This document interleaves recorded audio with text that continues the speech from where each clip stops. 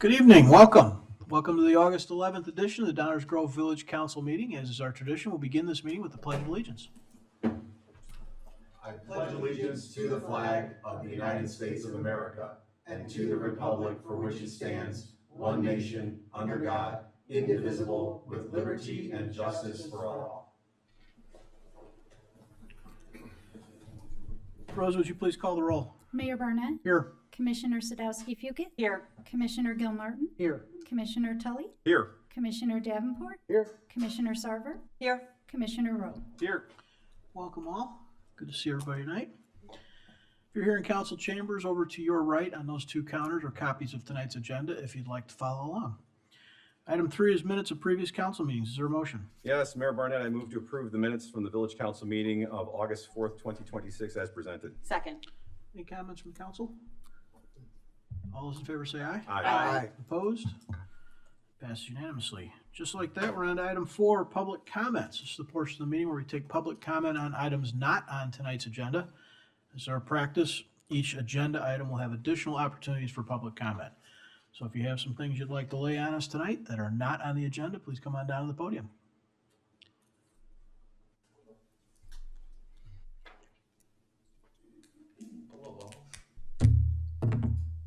My name is Stephen Kewart. I live at 3124 Bernard Road. My property backs up into I-88.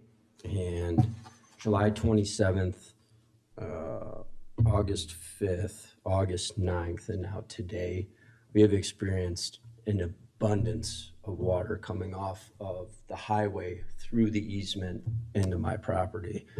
At this point, I've flooded twice, 2 times within 1 week, which was very fun.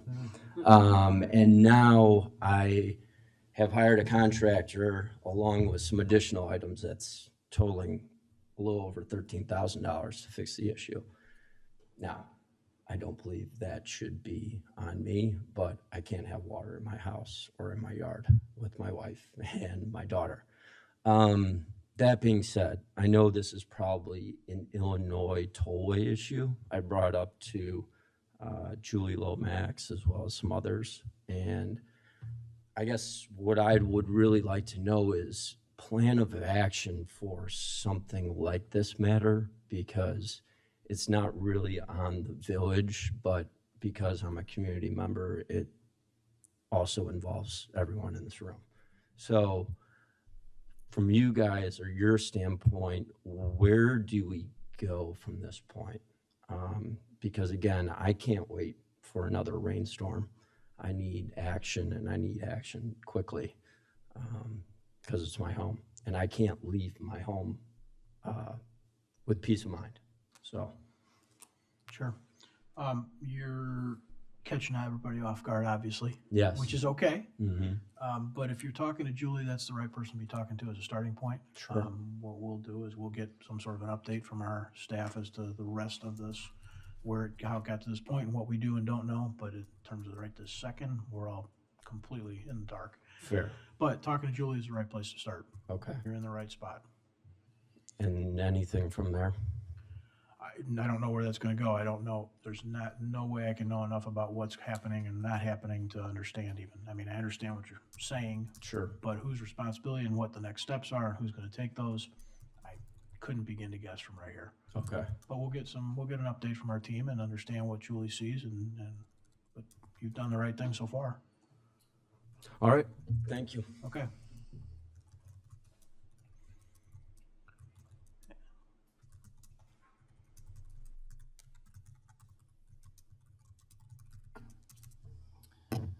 Can you hear me okay?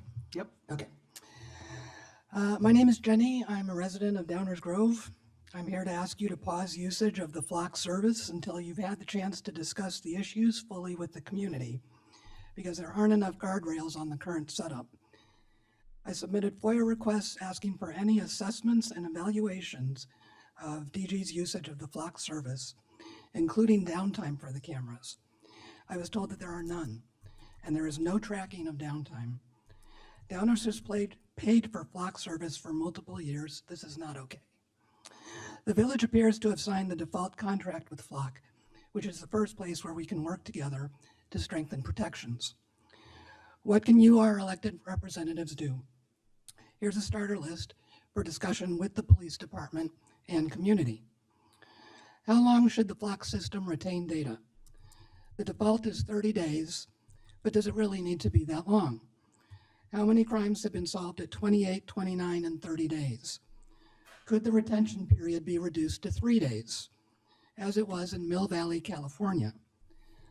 The village can make the Flock Transparency Portal available to residents, including the following statistics: policy information, usage statistics, sharing details, case numbers, search reason, offense type, and an anonymized user identifier, the number of cameras or networks searched, and the number of false positives. Other towns have done this, and Downers can too. It's part of the service.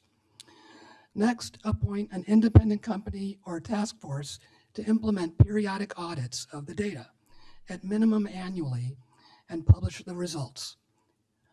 You can also have requests for additional cameras go through a full council vote, not just the consent agenda, with a public discussion, including a first reading. The addition of the 2 Flock Condor cameras doesn't seem to have gone through a transparent process. Finally, you can create and publish standard security and privacy criteria and evaluations for any software or service the village is considering licensing. A FOIA request I got back today could not give me any information about any standards for these things. Then there's the contract, which you can amend for renewal. For a company that claims its entire mission and service is about trust, there is a disturbing lack of it in the contract. For example, the default is for 2 years, with each year paid up front. You can amend it to a 1-year contract. The current Flock contract states, and I'm sorry this is so long, in the event of any material breach of this agreement, the non-breaching party may terminate this agreement prior to the end of the term by giving 30 days prior written notice to the breaching party. However, that this agreement will not terminate if the breaching party has cured the breach prior to the expiration of the 30-day period. You can amend the contract to state that the village can cancel it with 30 days notice at any time for any reason.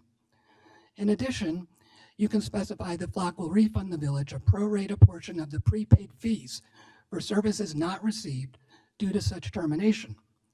A company that truly believes in its transparency promises, the integrity of its systems, and implementation of safeguards should have no problem with these changes.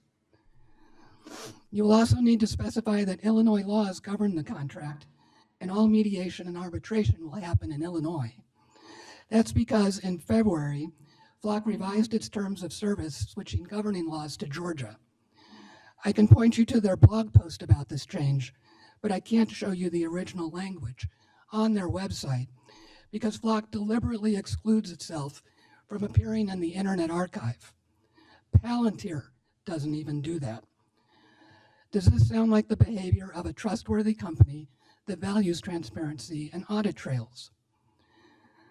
Please do your own research and read about how Evanston directed Flock cameras be taken down, only to have Flock reinstall them without authorization.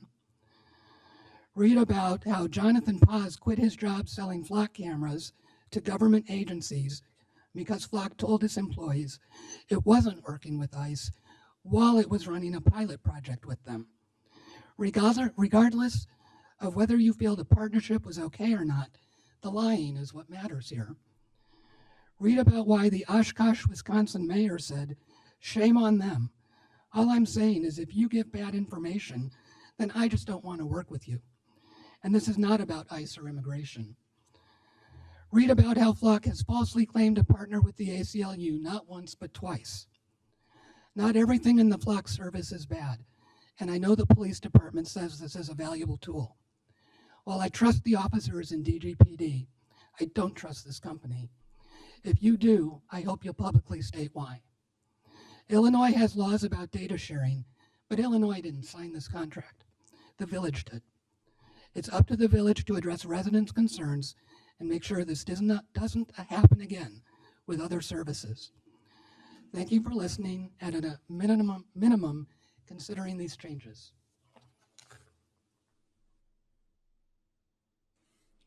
Any other subjects not on tonight's agenda? Okay, we will continue. Is there a motion for the consent agenda? Mayor Barnett, I move to approve the consent agenda as presented. Second. All those in favor say aye. Aye. Opposed?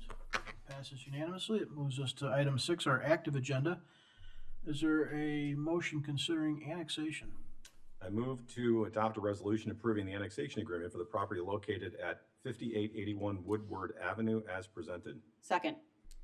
Any audience comments or questions on this item? Council comments or questions? Mike? Just a reminder, I'm going to be recusing myself from participating in this vote. I'm the architect for the client that wants the water for their property. So, thanks. Fair enough. Anyone else? Rose, would you please call the roll? Commissioner Tully, Aye. Commissioner Sadowski-Fugit, Aye. Commissioner Rowe, Aye. Commissioner Sarver, Aye. Commissioner Davenport, Abstain. Commissioner Gilmartin, Aye. Mayor Barnett. Aye, that motion passes. Is there a motion concerning another annexation agreement? Similarly, I move to adopt a resolution approving the annexation agreement for the property located at 6207 Woodward Avenue as presented. Second. Audience comments or questions on this item? Council comments or questions? Rosa, please call the roll. Commissioner Tully, Aye. Commissioner Sadowski-Fugit, Aye. Commissioner Rowe, Aye. Commissioner Sarver, Aye. Commissioner Davenport, Aye. Commissioner Gilmartin, Aye. Mayor Barnett. Aye, that motion too passes. Item 7 is our manager's report. Dave, it's over to you. Thank you, Mayor Barnett. Before we get to the two posted items, just wanted to talk a little bit about today's weather events. This morning at about 10:15, a severe storm with high winds and significant rain rolled through our village. The National Weather Service issued both a tornado warning and a severe thunderstorm warning. And at this point, there have been no confirmed tornadoes. However, it is possible that the National Weather Service might conduct follow-up assessments in the coming days. Village staff, of course, has been responding to these conditions and will continue to respond to issues like downed trees and branches and blocked streets, although I will say the reports I'm getting, we made significant progress today. We did receive more than 80 calls for service that we've been working our way through, and cleanup efforts will likely be underway for the next few days, including removing limbs from that are hanging from parkway trees, cleaning debris from parkway trees, and working with ComEd to clear remaining branches and trees from block streets, especially those that have downed wires intermixed with the trees. ComEd's latest report that Mr. Baker just showed me a couple minutes ago shows 4,400 customers in our village that are currently without power. We do know that ComEd crews are in our town and are responding, and we'll continue to advocate on behalf of our residents who are also ComEd customers. We'll do everything we can to keep ComEd informed of those outages and encourage them to address them quickly. Residents are asked if you would like to report parkway tree damage or fallen limbs, just give us a quick call at Public Works, 434-5460. Power outage reports, if they have not already been reported, 1-800-334-7661. That's the ComEd number. Happy to answer any questions the council may have. Thank you, Dave. Chris, go ahead. Thank you, Mayor. Dave, do we get any sort of reports on whether or not houses that have lost power this time were also ones that lost power last time?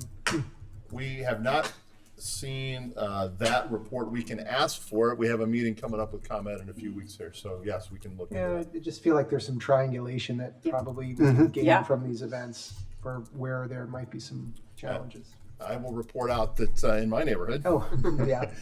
we were without power twice. Some of the storm patterns were overlapping from just Yeah. some of the damage reports we received.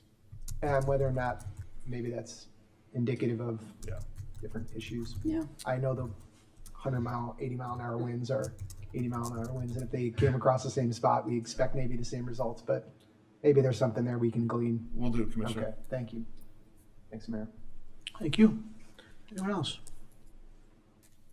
Yeah, thanks for that, Dave. The big continued thank you to all of our first responders, police, fire, public works, and all the staff that supports them behind the scenes. So thank you for that.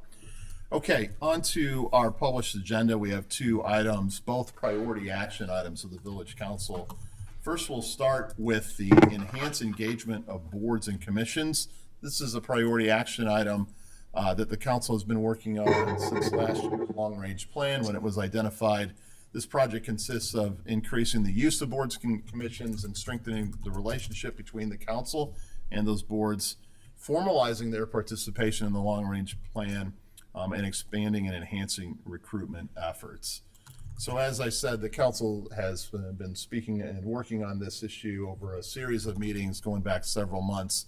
At the last meeting, the council asked staff to put together the council directions into a final report and specifically categorize the recommended actions into those that we can reasonably expect to get done, the balance of 26 into 2027, and then those that might take on a longer range horizon. So I won't read them all to you here. They're going to look very familiar because all of these recommendations came directly from council discussions. There are several that we think, 2 pages worth, that we think we could undertake in that time frame, 26 and 27, next 18 months or so. And then for 2028 and beyond, just a handful of them.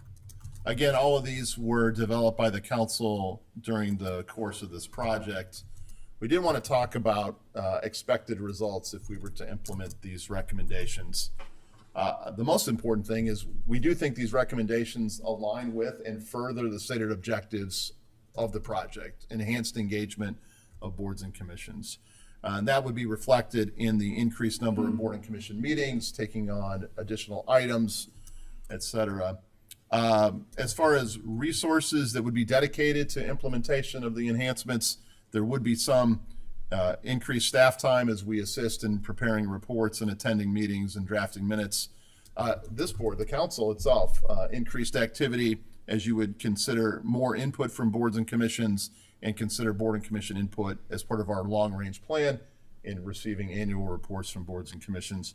And then, of course, the obvious, right? The actual board and commissions themselves and the members that sit on them would also see an increase in activity from recruitment to attendance at meetings to presentation of annual reports and just dealing with more items that are referred to them. We think we've captured the direction of the council, and if the council sees fit, we are in a position to have the council accept this board and commission reports. Mayor? Thanks, Dave. So process-wise, what we'd be doing tonight is accepting this report. There would still be additional, I guess, decision-making about what to do and what priority, some sort of a, I know you said this is stuff that can be completed, you believe in this council, but there would still be a prioritization of stuff, I assume, right? And some Yeah, I think estimated next week timeframe. we have a planned discussion of the update to our currently pending remaining priority action items. This project is one of those priority action items, but we would be shifting from preparing the report to actually implementing it, and we can talk through what that means, how it all fits in, and what the council can expect, and what priorities this council has moving forward on how we implement this. So the conversation for tonight is really limited to, are we accepting of this report, or are we asking staff to do more on the report, right? Just for clarity. As opposed to going line by line through the report and talking about implementation. They're very different things. Right? So we need a motion with that clarity, then we need a motion to accept this report. Mayor, I'll move to accept the boards and commissions project report. Second. Any further conversation or discussion, or Tammy, go ahead. I just have a question out of curiosity. Before the reveal tonight, was this shared with the boards and commissions? And if so, what was the reaction or the feedback? Now, the first stop is here Okay. with the folks in charge of the project. We'd be happy, of course, to share it at the direction of the council. Okay, thank you. You had something? I was just going to add that the accepting a report is simply that. I mean, all we're doing is saying there's a report that's been done, unless we think there's something materially wrong with the report or it doesn't reflect our conversations. All we're doing is accepting it like we do many things. It's not by itself, it has no force of anything. But it is now available publicly as of its posting to anybody who wants to review it. And then now the question is, what do we do with the things we talked about? That will have the force of some implementable binding action potentially. So I'm fine with this. Mike? Yeah, I have some reservations. First, the expected results and impacts, stating an expected result or impact that boards and commissions will consider more items and issues and formally participate in the long-range plan. And I don't think it was our objective to have them formally participate in the long-range plan, but rather provide some information to us. I mean, I think that this could be interpreted in a couple different ways and maybe not the way we intended. And knowing that this is something that's potentially going to live past me, because there's no guarantee I get to continue after next spring, I want to make sure that this is clear in terms of our intent. And if I could jump in there, the actual recommendation, and this was fine-tuned by staff based on the last council discussion. Planning and Zoning Commission, Environmental Concerns Commission, Transportation and Parking, and the HPDRB, which just rolls off the tongue, Historic Preservation and Design Review. Those boards and commissions should provide input on trends and issues for village council consideration as part of the long-range plan. Right. That I do agree with. But So where were you reading, Mike? Help us find the spot. so it was on page 4 of the final report, where it summarizes the expected results and impacts. But on, if you look on page 14 of 35 of the report, it basically outlines exactly what. I agree. Yeah, so. Yeah, I just don't like the language formally participate in the long-range plan. That's not what I'm asking for. What I'm if the asking them to- language in this item matches better? It's just a kind of wordsmithing of it. Yeah. I think the, now we're kind of splitting hairs here, but I think the intention here, that is to create, I think we're probably not all on the same page, whether it's staff or each of one of us sitting up here in this moment on a definition of participate. But I think the idea that there would be an intentional structured participation, right, can take a lot of forms. And this idea of should provide input is a participation. I hear what you're saying, Mike, and I think it's a definition of participate. It's a fair caution because it could be interpreted incorrectly depending on who wants to read it, right? Yep. But as it's written, I mean, I think formally participate is in fact what we were talking about. We get to define what participate means in some future implementation step. Well, just let me add that maybe it'll help set your mind at ease. I look at it as sort of a rule of construction. Like you have the general, but then you have the specific, and I think the specific guides the general. So when you say formally participate, one might say, well, what does that mean? Well, we've said specifically what that means, which is we're asking them to prepare reports to us on trends that they're seeing. I mean, to me, that defines what formally participate means. And we can sit up here as legislative history and say that to make it even clearer. That's why I'm okay with it. I mean, I get your point, Commissioner, but if I didn't have the more detailed specific language, I would be much more sympathetic to that point. If it just said formally participate, I would ask the same question, well, what do you mean by that? But I think we've said elsewhere what that means. So by the way, this has no force of law whatsoever. And I agree. This Doesn't even bind the next council. We've just created a legislative record, as you've pointed out. So I have a few other issues too, some things I've reflected on more, but if we don't want to rehash things, I'm not going to rehash things. But I guess the biggest concern I have is the last part of that statement. I'm on the same expected results and impacts. Implementation will also result in additional work of attending additional meetings, drafting additional staff reports, preparing annual reports, which I'm not too wild about the idea of asking all of our boards and commissions to prepare annual reports. And then long-range plan reports and undertaking additional recruiting activities. And all this is going to lead to some potentially significant additional staff time. And I guess I'd like to know what's that cost? How much additional?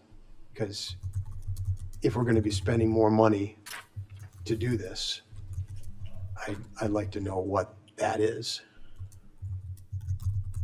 To that point, I would also point to page 16 then, where it talks about that selected boards and commissions should prepare annual reports. So I don't think the expectation is that every single board is to prepare a report. No, I understand. I don't feel the need to have an annual report from every board and commission that we have just identified, that you've pointed out. Yes, on page 16.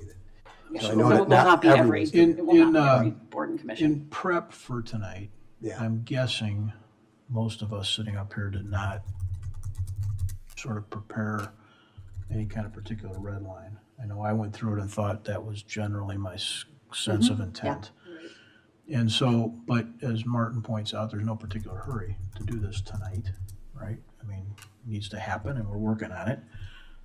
Would it make sense for Mike, for you to circulate some red line commentary and give people a chance to digest it, not on the fly? I'd be happy to do that. It might be a better way to go at it than trying. Yeah. Chris? Yeah, I have a couple similar concerns about the language too. I thought the formally struck me the same way, so I appreciate the conversation. I think one of the things that, so I will say, I'll just go on record to say that I'm not sure this is as much as I wanted to see with the enhancement of the boards and commissions. So you may recall at those meetings, I had a laundry list of things that I wanted more of. So just on record, I feel like while these are all good things, they feel a little bit, and this is what we asked for. So staff did a great job on this. It doesn't feel like it's changing the nature of these boards and commissions in the way that I had hoped. And so I'll just say that and leave it at that. But I will say one of the things that I've heard in a few recent meetings was some challenges with some of the maybe decisions we've received from boards and commissions, and maybe how they went about that process. And I'm a little concerned, although that is sort of a new, from a public facing standpoint. I'm not sure a lot of what we are proposing here addresses that. Okay, that's also on my list. So, some of the things, and again, I don't want to rehash this, but things like charters and standards and a binder that has instructions and walks people through their roles, that type of stuff, that not a lot of that made this, right? And I am just thinking that this is the opportunity, if members of the council here have struggled a bit with that, is now the time to address it. I understand this is a report and we're just sort of saying yes to the report. That, to me, coupled with some of the things I wish was in here that aren't, doesn't feel like this is enough juice for the squeeze. Let me try and put a further point on something here. I'm not trying to pick apart everybody's words. We're not necessarily saying yes to the report.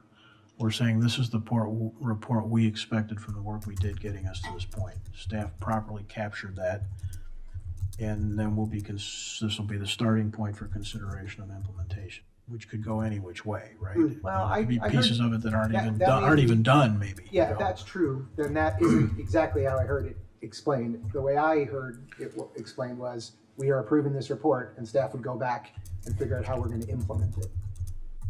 Yeah, That's that's not just- accurate. That's Okay, accurate. so that's- Well, it's that to actually me is a little- accepting the report. Yeah. Tonight's accepting it, but by accepting it, we're sort of putting, if I'm mistaken, correct me, we're sort of putting then staff to say, we accept this, now go please. The next step, as Dave outlined, would be for a update to long-range plan and high priority action items.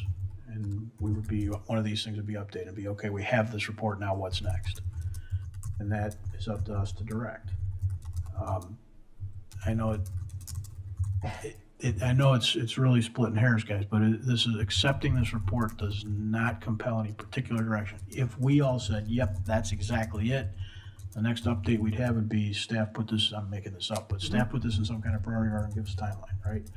But the next update could be, we've got other concerns that have come up since, that could easily be what we then say. I guess what I mainly want to say right this minute is, if we collectively have enough angst with where this is, then I think the answer tonight is to table this thing and let everybody do what they want to do, which is mark it up, circulate it, whatever. I don't want to try and sort of litigate it and hash it out here from this moment. I'm certainly not ready for that. Fair enough, Mayor, if I may.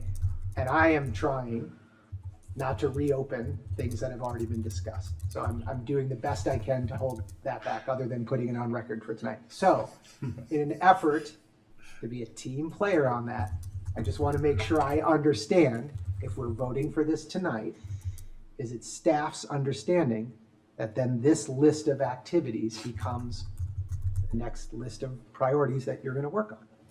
So, May I can jump in here too? Yeah, I go think ahead. what we can do is probably the context of next week's discussion of the LRP update will be just helpful, right? Because you'll see it's shifting from the report writing to implementation.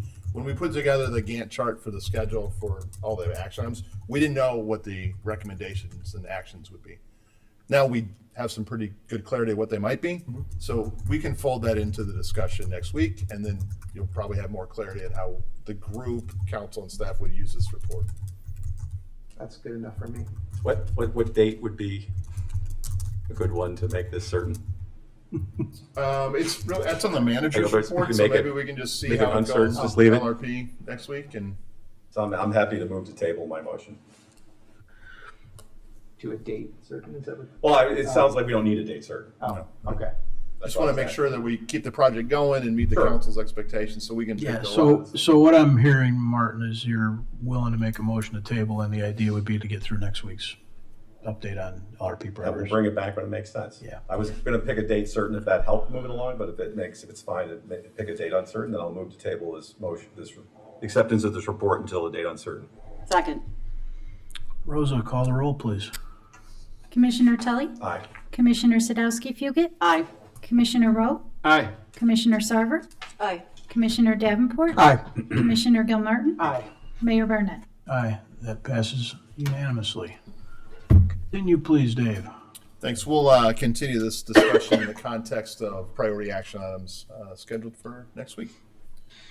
That brings us to the second item on the manager's report. Speaking of priority action items, another priority action item of the village council, this time discussion of private tree preservation ordinance. It is my distinct pleasure to introduce Jason Michnick, our sustainability coordinator, who will present tonight's staff research on this. Thank you. Good evening, Mayor and Council. It's good to be back with all of you this evening. I'm here to talk about one of my favorite subjects, which is variation in public policy of local governments across urban regions. Trees are also great. That's actually one of the reasons why local governments do take action to regulate the removal of trees on private property. So just a reminder, the priority action item, as it was presented and adopted in the long-range plan, has several elements that I've highlighted here. I'm not going to read this verbatim, just to step through these though. The way that this was drafted and presented was that the intention of an ordinance would be to reduce tree loss during construction. It would be something that relies on creating awareness and educating petitioners or those that are doing construction.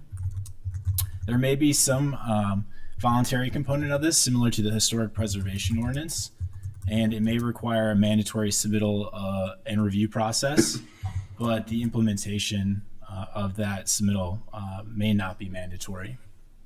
In preparation for This evening, staff has prepared by doing a few things.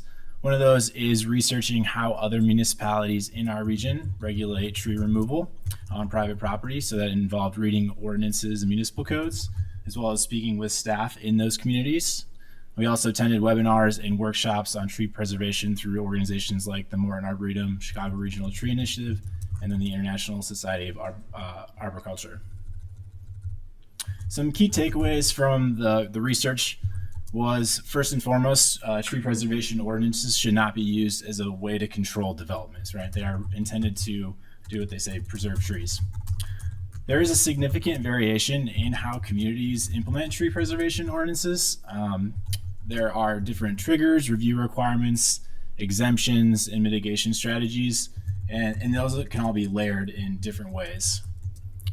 Tree removal regulations can also stand alone as their own in a chapter in the municipal code, and they can also be embedded in other chapters like zoning or subdivision codes or chapters. Protecting and preserving trees during construction is challenging physically. You have foundation overdigs, soil compaction with machinery, as well as grading that can all actually impact tree health, especially for mature trees, which have the largest critical root zones and conflict with construction, and then are also the most susceptible to decline post-construction over the next year or two. There's also an important nexus between the purpose and the requirements of tree preservation ordinances. There have been legal challenges around the country with differing outcomes depending on how the ordinance of those policies were crafted. And then also additional resources, including dedicated staff, may be necessary to implement a policy. And that's dependent on a few things, such as the complexity of the requirements in that ordinance, the number of trees in that community or in scope of the ordinance that are protected, the amount of development occurring in that community, and also whether or not there's inspections or other follow-up requirements. Looking at other municipal codes, we found there's some major ordinance components, things like, which trees are regulated by the ordinance, how is the review or the requirement triggered or initiated, what is the property owner or petitioner required to submit if they want to remove a tree, how can trees be required to be preserved, when does that happen and what must be done, are there trees that are exempt from protection, as well as what is required from someone that if they are approved to remove a tree. Now, as much as it would be awesome and as much as I love graphs to demonstrate all that variation, I thought it might be helpful to actually step through some scenarios to demonstrate the nuance. So here you'll see a hypothetical redevelopment project on a single family lot that is about a ½ acre in size and is residentially zoned. There are 4 existing trees that could potentially be impacted by the proposed construction. So you have a mature oak tree, that's tree 1. It's there in the rear required setback. You also have a small maple tree that's in the buildable area. You also have a mature Bradford pear, also in a required setback, but now it's conflicting with the proposed location of the driveway. And then you also have a nice eastern white pine tree on the neighboring property. So scenario 1, let's look at what would happen across different communities for tree number 1, which is that mature white oak there in the corner. So here in DuPage, Glen Ellen, their requirement is that any development would trigger the requirement for a preservation plan. The petitioner has the discretion to identify on-site trees for protection or removal. So it's up to the petitioner to identify which trees would be protected and which ones would be removed. There are some requirements that this would be identified as a heritage tree, but they'd still ultimately have the discretion to remove it if they want to.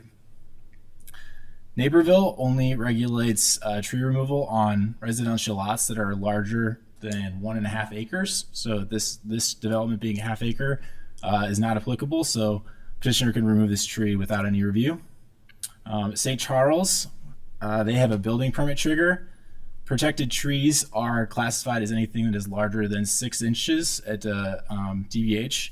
And they do have language in there that a reasonable effort must be made to limit tree loss, but it could be removed if it impedes construction. So there's some discretion there, again, for the petitioner. Hanover Park also has a building permit trigger, so you do see some similarities in what those triggers are.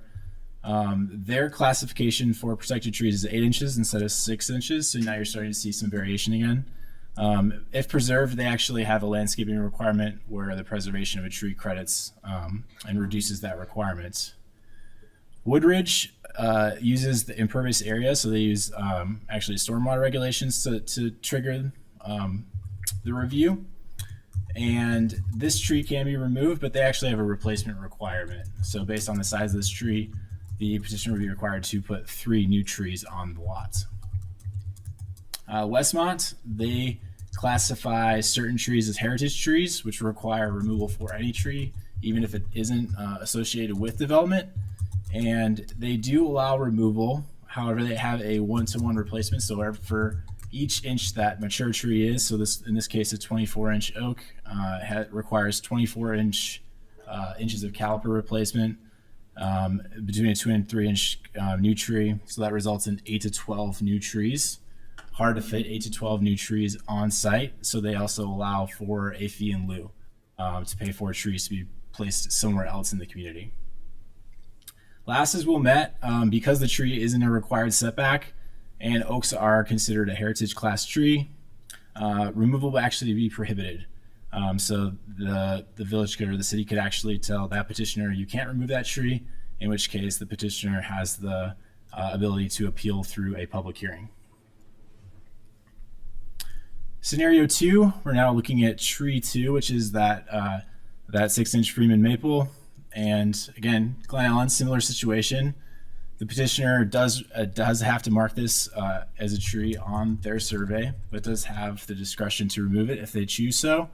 However, this may be a situation where the village forester may comment on that tree plan and say, you may be able to save this if you want to, and provide some education and awareness to that petitioner, but again, it's ultimately up to them of whether or not they want to remove it. Burr Ridge only triggers a review when 5 or more trees are being removed. So again, this is another example where there's that higher threshold where the review would not be triggered. They also have an exemption for trees in buildable areas, so this tree could be removed without penalty or requirements. Highland Park, also tree survey is required in this situation. Replacement not required for trees that are under 8 inches. So 8 inches is their threshold, since this tree is smaller than that. They also have some species specifics around what requires a replacement, and Freeman maple is not one of them. Berkeley has a very low threshold at 4 inches, but it's exempt because it would conflict with the development of this site. So they would be able to remove without penalty or replacement.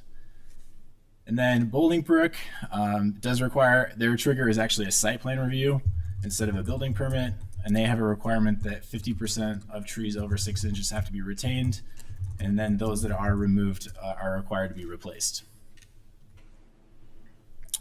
The third tree that's on site here is the Bradford pear. Again, Glen Ellen, petitioner's discretion, tree survey is required, but they can choose to remove it. Wooddale does require a removal permit, but single family and duplex residential properties are exempt. So this would be a situation where that tree could be removed. Wilmette does allow for this tree to be removed, and they actually have some language in there for invasive species being specifically exempt. Grays Lake also does require a removal permit. In this situation, the location for this tree is exempt because the driveway would conflict with it. Evergreen Park actually encourages the removal of this tree. They don't require a permit for the removal of this tree because it is considered invasive. Park Ridge, the village forester, there's language in there that says they may require the driveway to be minimized, or actually could encourage them to S-curve it around the critical roots on this tree if that was a viable option to avoid removal. But again, discretion based on the species, they may choose not to do that. And then lastly, Hanover Park actually has a replacement requirement because it's above a certain threshold for the size of the tree, and they don't have any species specificity, which results in a per inch caliper replacement of this tree if it was removed. The last scenario here is tree 4, which is the white pine on the neighbor's property. Glen Ellen, they do require when a tree on a neighboring property is within 15 feet of the property line and is larger than 4 inches to be defined as a protected tree. So Glen Ellen actually steps in and protects trees on neighboring properties, or potentially does. The petitioner would have to notify the neighbor. The neighbor is allowed to opt out of that protection if they do not want to, and the village does not believe that the tree could be saved or survive construction. They could require a replacement of that tree on the neighbor's property. St. Charles does not require surveys or tree preservation plans to look at adjoining properties. That is only the lot where development is occurring. Woodridge has a different look on the neighbors, so there is 20 feet instead of 15 feet, and they do require a preservation plan. If the tree is damaged during construction, then a double penalty applies. However, in a certain situation, the zoning officer may waive that requirement for protection of that tree if they don't believe that it could be preserved. Evanston looks at the critical root zone instead of the distance between the lot line and the trunk. So since the critical root zone would cross the property, they would designate it as a protected tree and require protections and if the forester determines that if it can be survived, replacement or fee required if it cannot. And then lastly, Highland Park, heritage tree status because it's a large native white pine, requires to develop plans to attempt to minimize removal or damage. So this is a little bit more discretion on the municipal side of what could be done in this situation. So going back to those major ordinance components, you can see all the different ways that each one of these things can have variation. So each one of these bullets has variation within it. So you can see there's a lot of nuance and different ways that communities have approached regulating tree removal on private property. Some additional findings and takeaways. Strong ordinances are based on purpose and have that logical nexus. So thinking about what the objectives or the intent of a tree preservation ordinance would be, and then designing your triggers and requirements around that. Preservation of mature native trees and or guarantees for replacement to manage canopies. So those can be two objectives that support each other, but it can also be kind of a different approach or lens to look at this. Most communities that do regulate tree removal do also have replacements requirements. So they do provide a pathway for development to occur and for someone to take down a tree if they need to, but they do have that replacement either on site or they can require some sort of monetary contribution to allow trees to be planted elsewhere in the community. That still supports your canopy and your biodiversity goals, as well as providing that alternative to modifying development plans. There's also a complexity, also the idea, back to the idea, the complexity of the ordinance and the amount of development determines the resources needed to implement the policy. So thinking about organizationally, what would it take to implement? Some communities have general tree removal permits and prohibit removal of heritage trees. So that's instead of doing a development trigger, they just regulate all trees or specific trees. Some communities allow preservation of existing trees to be credited towards their landscaping requirements. However, that generally is paired with a requirement in your zoning code for landscaping or shade trees during or after construction. Tree preservation and replacement requirements can come into conflict with stormwater improvements on site. So this is something we learned from one of the webinars we attended. Communities that have stormwater regulations that require post-construction best management practices, things like dry wells, can conflict where trees are or want to be. And then also some communities have look-back requirements and penalty multipliers to disincentivize removing a tree. So if someone thinks that they can clear cut a lot and they come in for a permit, they found ways to look back and penalize people that would approach development that way. Another way to frame all of this too is to think back to our strategic goals and objectives. We have several in the Guiding DG Comprehensive Plan, in our Guiding DG Sustainability Plan, as well as the LRP strategic goals. Tree preservation can align and support many of these, and it could potentially also conflict with some of those, such as promoting new residential development of different kinds and densities, as well as attainable housing, thinking about adding costs to the development process.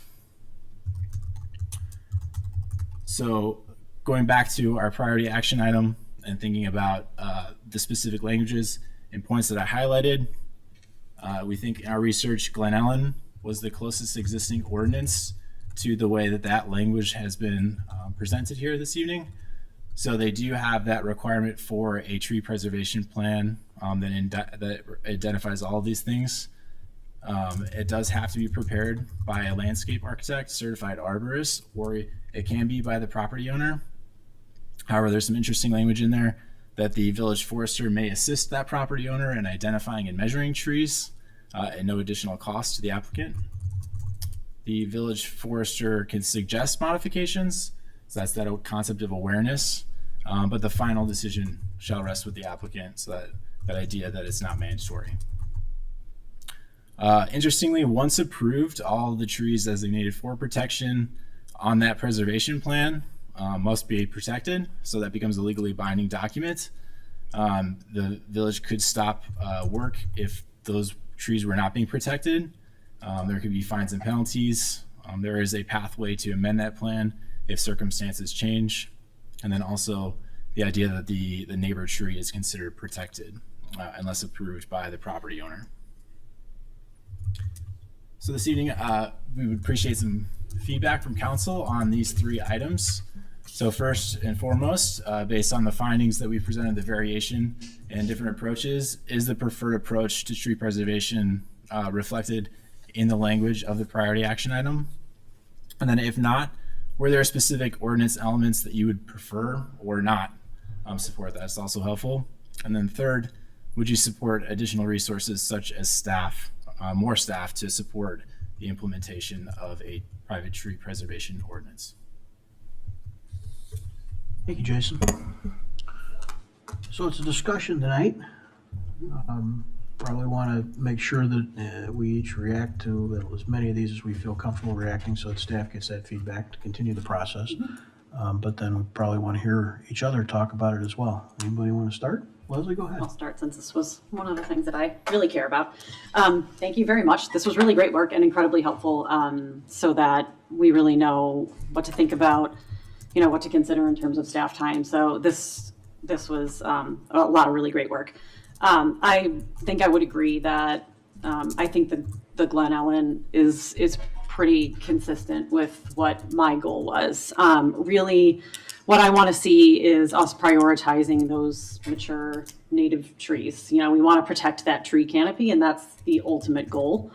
And so I can just kind of give a little bit of a rundown of the pieces and parts that I liked or might like to be slightly different, if that's okay. I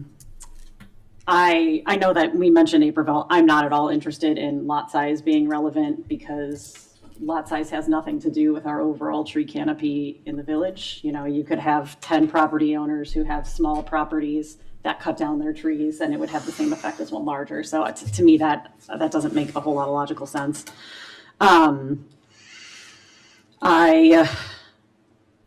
If we think about any sort of size trigger, I would defer to staff on what they think would be appropriate.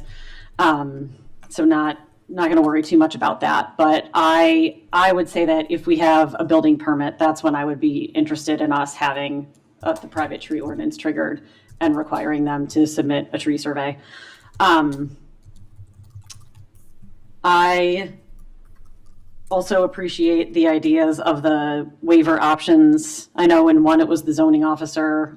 I would imagine for us it would be the forester. That would probably make more sense. So I appreciate that part.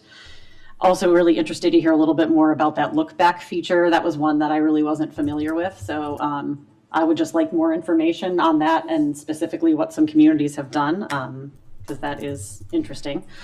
And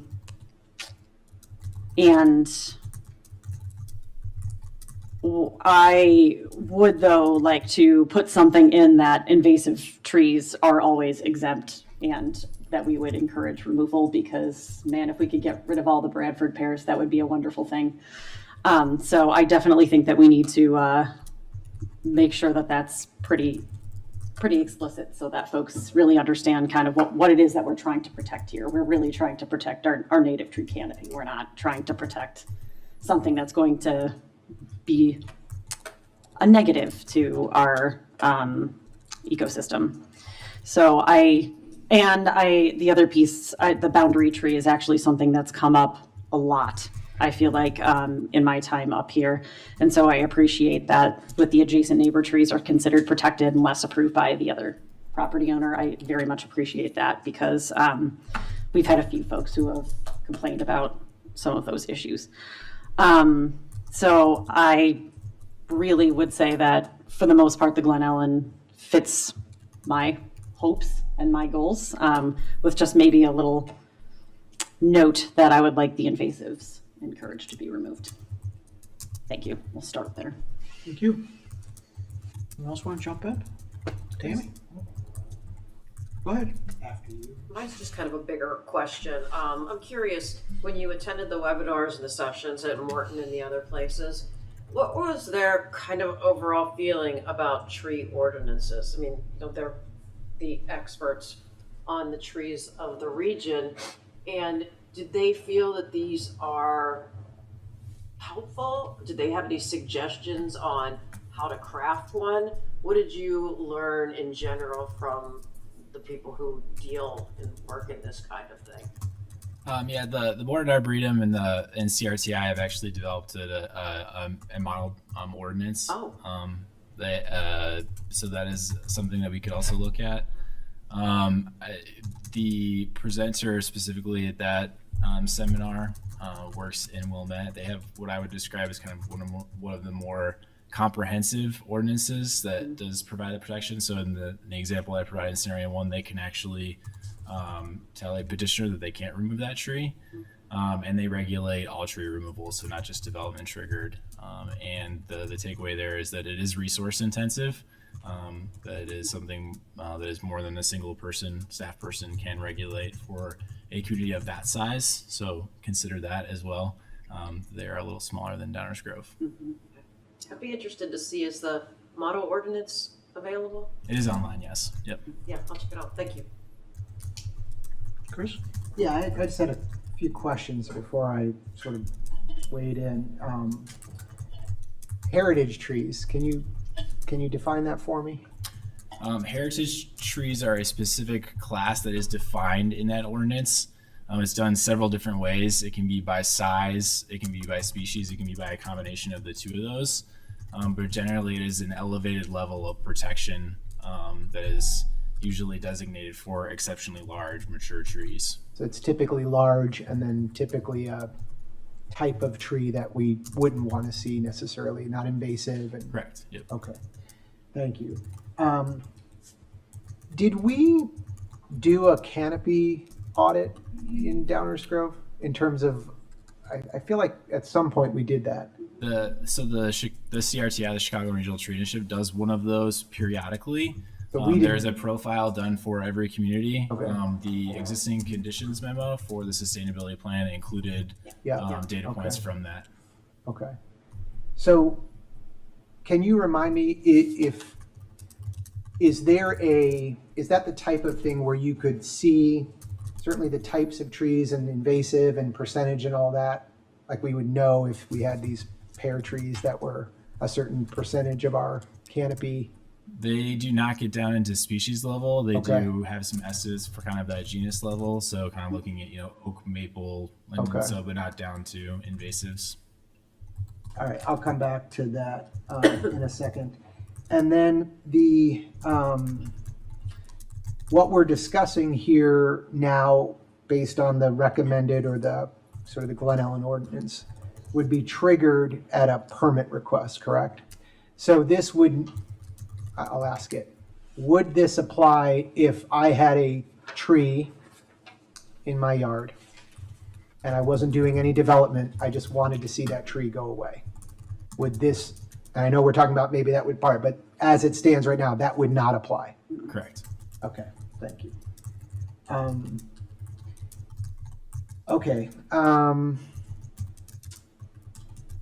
So I think for me, I have probably a little more learning to understand the value of this. I understand, I agree with the border trees that are important because we have had those come up.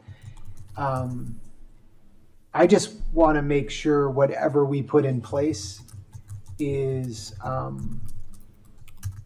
the outcome is what we're seeking. If we are bucketing all trees together and we have a canopy that would benefit from some trees leaving and some trees staying, I feel like that should be part of this. So if there's I don't know, I don't know enough about tree species to name them, but if there's one that we thought was more valuable than another, and I don't know that it's all penalty, it could be incentivizing to keep that. So whether that's adjusting on a setback or allowing a little more room here and there, Yeah. I feel like that's the carrot part of this rather than all stick. So I would be interested certainly in that. I like the idea of fee in lieu. I know there's a lot of communities that do that. I feel like that's a way to sort of fund planting in other areas that would help our canopy in that way. The dry wells thing is interesting to me. And I'm not a scientist, so I don't know what the counterbalance of a large mature tree does to water versus what a dry well would do for water. My guess is there's probably some trees that would do a better job than a dry well. Is there something we could? Would have more community benefit to, more than just. We look at water. that as something. So, and then as I think of all of these things, it does get into this idea of if we have all of these nuances, it probably is going to require more staff, which to me, I think is probably worth it. Assuming that the purpose of this ordinance is to preserve the canopy that we want. So I agree with the invasive species, if that should be something that wouldn't have. The other thing that I learned in a project that I was working on, that there's also the safety. So if there's a tree that is too close or a concern, there should be some exception to that. I assume that, well, I don't want to assume, I would like that to be Yes. part Yes. of Agreed. this as well. And then as part of that canopy, if we could look at ways of balancing, if there's areas in our community that need more canopy, is that a way we could sort of shift if someone's fee in lieu or they have to plant trees? Do we have opportunities, a pool of where people could say, hey, we need them on this part of town and do that? Candidly, this Glen Ellen one feels sort of like it doesn't have a whole lot of teeth because it all seems to end at the petitioner's discretion. I would like these. So maybe it's a first step. I don't know. But I sincerely want to balance that because I do feel it's more the property line trees that I have a concern about. And I wasn't exactly clear. So maybe if you could go back to that fourth example, or maybe it was yeah. Yep. So, so in Glen Ellen's case, if it's 15 feet of the property, the neighbor has to be notified. The neighbor has to approve removal or require protection is what you're saying. So I think the protection automatically is assumed. Okay. Unless the neighbor chooses to opt out of that protection. So I don't want to necessarily put you on the spot, but what does protection of that tree look like in practice? Yeah, so there would typically be fencing around the critical root zone to ensure that you're not driving heavy machinery over the roots and compacting the soil. Where you would see that critical root zone, which is the dotted line, you would probably have some element of root pruning that would occur prior to the foundation dig, and some sort of chemical treatment to the tree to help it survive construction. Okay. So if that root line sits and overlaps where the foundation would go, because we're not changing where that person could put the foundation based on a setback. It would just be that the petitioner, or the builder, or the owner of the property has to take certain steps to help prevent that tree from being damaged. Correct. And there would also be an element where in the review of that preservation plan, the forester may determine that too much of that tree would be damaged, and then that tree would be essentially removed and replaced. Okay. So the neighbor would be forced to take that tree down. I believe so, yes. Okay. That's a little wonky to me, but I understand the idea. Just that, I don't know. Yeah, That it might feels go funny either to way me. legally. Yeah. Only because we've had a few come before us, and we've had anecdotal people losing trees based on a backhoe got too close or whatever. That's a little tricky. I don't know that I have the solve for that, so I'm gonna stop talking about that one right now. Yeah, I this is very optional. Yeah. So I don't know if that Yeah, makes us feel good, and I personally would like more teeth, but Yeah. that's what I said from the very beginning. You know, Yeah. I would like us to kind of figure out a size and species trigger that would either have replacement or a fee. There was an appetite for it at the time, but hey, we could try again. Maybe we can get 4 of us up here Or that all wait. agree with that. Or even, or if people aren't willing to do that, even just like you were saying, find some sort of way to incentivize. value the trees in Yeah. a certain way that. Yeah. But I'm not in the construction business, so I don't know if anyone here on the council might have had some experience, could share her or his opinion on that. I'm all ears. Thank you, Mayor. Thank you, Chris. That's a heck of an invitation. Mike, you want to jump in? Yeah, okay. I'll jump in.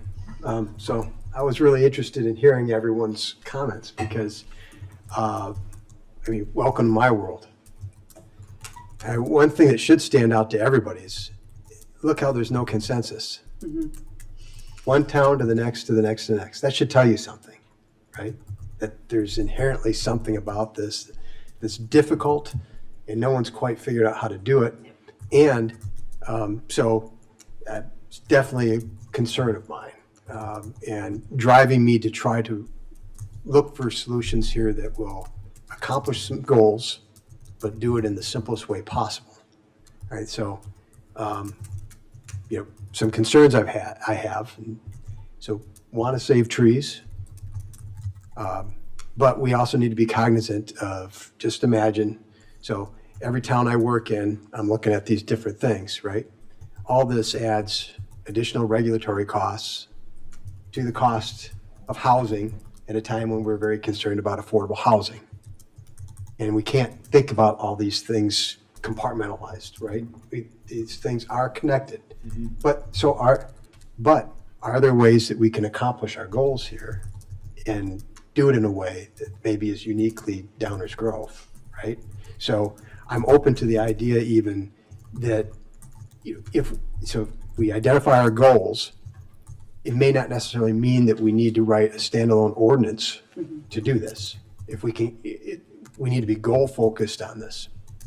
So concerns I have, in addition to what I just mentioned, obviously personal property rights, that's always an issue for some folks, right? Hey, these are my trees, right? Getting people to understand though that when we talk about especially border trees that are within a certain distance of the property line, half that root structure and half of that tree canopy may not be, it's not on your property, it's on your neighbor's property, and it definitely affects how much shade I'm getting and some of the water management things that happen, right? I think voluntary things are ineffective. I'm not interested in putting things in place that say, think about doing this, think about doing this. We'd really like you to do that. But in the end, just do what you want. I don't see how that really gets us to where we want to be. And that is part of my concern with this Glen Ellen approach. Although in structure, I think you're right that this mostly aligns with, in terms of structure, with what we kind of set you off on initially here. And I just want to remind everybody that as much as we have good intentions here and we want these regulations to be beneficial, apart from having regulations right now for protecting parkway trees, which we do have, and we have experience with that and how to do that. So, but without having anything on the books for all these years, we've got an incredible tree canopy here in Downers Grove. And I know maybe it's just now we're to a point where we are really valuing that. I think people have valued it all the way along, but maybe now we're just getting smarter and realizing how important this is. And incidentally, I think the Naperville approach on the 1.5 acre and larger, I think they're obviously targeting large developments, is what they're saying there. So you individual property owners, not concerned about you, but we don't want someone coming in, buying a few properties, putting up a bunch of stuff, clear cutting. We just got an email about that today. Somebody saying, hey, do something about all this clear cutting. Right? So these are some of our challenges, right? So I think our focus, and I'm going to start off with stormwater management being primary here. In Downers Grove, we require, in addition to the county stormwater regulations, so this makes us pretty unique. Elmhurst has some things similar, but we require you to put in underground detention when your addition or your home is of a certain size. So you're digging a big area of your lot to put this thing in. Guess what that's doing to root structures? We right now have on the books requirements to do things to retain water that are actually at odds with our goal of preserving trees. So let that soak in for a moment. Pun intended. No, pun intended. I love a good Mike. So there's that. So trees do absorb water, and I think that there ought to be some consideration for that. And in fact, when we start thinking about other focuses, right, incentives for both preserving and growing our tree canopy, because we're doing a lot of talking about saving what we've got, but we can't save it all. Even if we put something in the books here, right, somebody still can go out and go, and I just pay a penalty or something, right? So we're going to lose trees no matter what we do. We should also be thinking about how we can add more trees and what we can do to incentivize that, right? So there are some things that we could do. For instance, think about some of those stormwater regulations and some that maybe if you are saving a couple of heritage trees on your property that you otherwise wouldn't have, we won't make you do as much in terms of the Downers Grove added stormwater management requirements that we have. So there's a real tangible benefit to the homeowner in doing that. They might be inclined then to save. So this is my carrot versus stick, your carrot versus stick, notion. And then, we could look at lot coverage bonuses. That might really be helpful to somebody on a really small lot who's got challenges in where I can build within my setbacks. What could we do that, if you'll plant some new trees instead of putting in some underground stormwater management that would damage the neighbor's trees that are roots that are coming way on my property that I'm cutting into, putting in my underground detention, right? There's some things that we should think about along those lines, I think. And then the border trees, that's the third thing for me. Yeah, I look at that tree trunk may be on your property, but we're sharing that tree. And we should definitely be doing some things to incentivize protecting those trees, protecting that root system around the trees from compaction and from damage. And just to mention again, the stormwater, the water they soak up and the shade they provide, these are data-driven things that we're interested in. This isn't just about saving the whales and hugging the trees. There's practical benefit, even if you don't believe in climate change. It also provides habitat. Provides habitat for- species, sometimes food sources, absolutely. Correct. Yeah. But just in terms of functionally, how you live in your house, right? And how much flooding you're getting, those are things to think about in terms of the focus. As I look at some of these variations in major ordinance components, I thought this was a great sort of chart. Yeah. Applicability, thinking about which trees are regulated by the ordinance.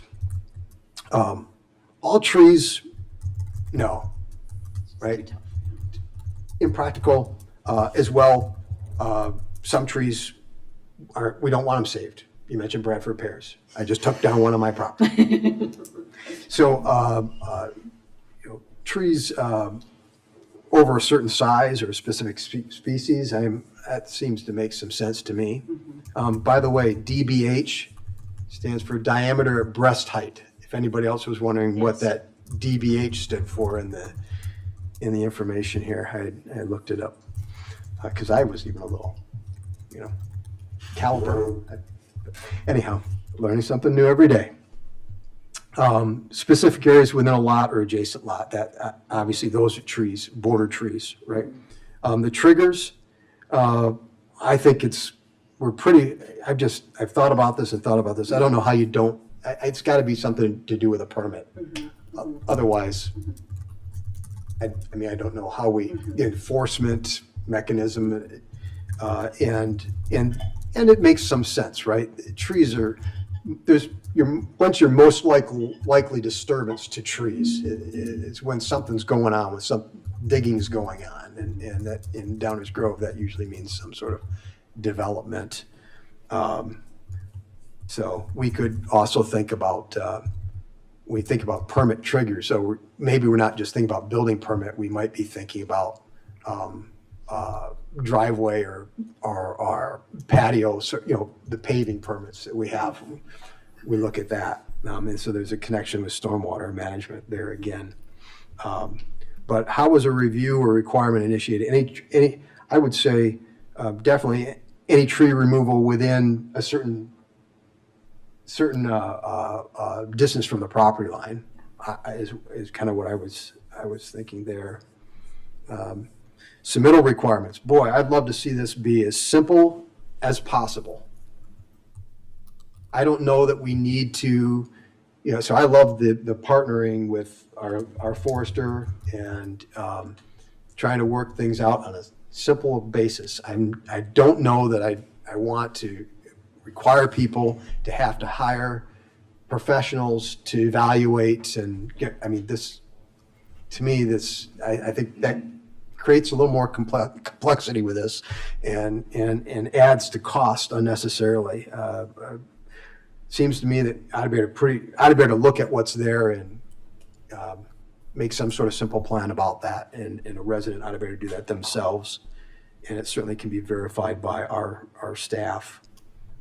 So less formal and something more in partnership with us. And just a little added piece with this, I think the simpler we make this, the more likely and greater compliance we get with what we're doing. It becomes less of something I'm trying to avoid because it looks so complicated, right? When can a tree be required to be preserved and what must be done? There could be protected classes of trees, sure. Definitely within a required setback. Fencing and structure protections, I think, are good things to require. Exemptions, when can a tree be exempt from protection? Boy, I don't know. undesirable species, sure. Maybe a tree that's so small, okay, that maybe. Even then, I'd want to say, hey, it just takes so long to grow a tree. I bought this little thing from Home Depot 3 years ago or so, and it's doubled in size now, but it just takes so long. So best time to plant a tree is yesterday. So even small trees have value, I think, but definitely trees that are in poor condition, unable to survive construction, sure. The idea, on the lot, but on the neighbors, a tree on somebody else's property, no, I think every measure should be made to protect the tree that's definitely growing on the neighbor's property. But if something's unlikely to survive, some of these things too, it occurs to me that, and this kind of speaks to the, I'm jumping ahead here, but that whole look back idea, it's in concept, I like it. In practice, Hear more about it. It's in interesting. practice, hey, that tree got damaged by the storm. I had to take it down. How do you? I think we should not get out over our skis on this. I think it's right to be concerned with people wanting to go cut down trees in order to avoid the regulation. And I brought that up a year or two ago, that, hey, look, that's what's going to happen. You make this too arduous and too much of a thing, people are going to do what they can to get out of it. And we want people to want to buy into this, to see incentives for going along with it and not try to avoid it. And I just don't know how we really police that look back sort of thing. And so I don't think it would work. What is required when removing a tree? I like the fee in lieu of, or some of these, maybe achieving some of these additional incentives, like I said, lot coverage or some adjustment on stormwater management requirements that we control. Because there are county regs that we don't control, we have to comply with, we don't have. But this is why I said this is maybe an opportunity for Downers Grove to have a unique solution, because we have some things here that most of these other communities that we heard about today, they don't have these additional stormwater requirements that we have. So and let me tell you, it's a big cost. And so I'm seeing this as an opportunity to make some of those regulations more effective. And this would be one way to do it. So the permit trigger, definitely, and then some ongoing incentives for growing trees. So for instance, if we started collecting fees in lieu of, we could take that cash and say, hey, maybe you will provide the tree that you plant. You got this big open area back there. Your part of town doesn't have nearly as many trees. Would you consider doing this if we gave you the tree and you planted it, right? I mean, I don't know. We kind of model it after how we handle our Parkway tree replacement program right now, and allow people to pick from different species and what have you.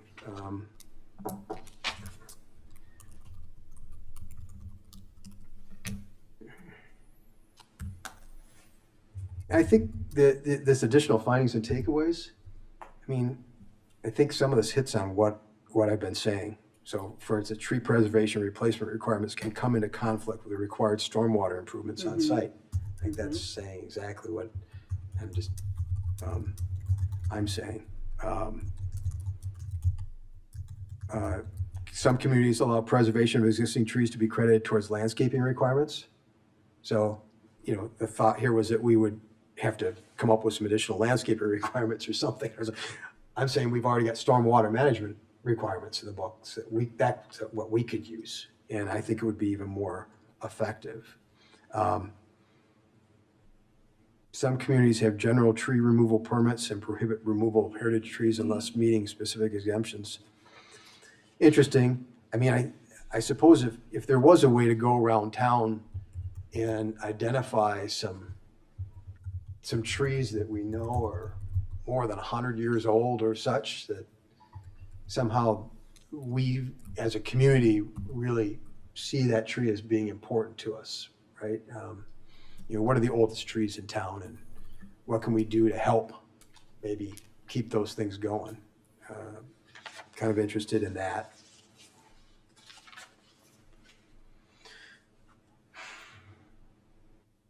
Sorry, just a second. I want to make sure I haven't missed anything.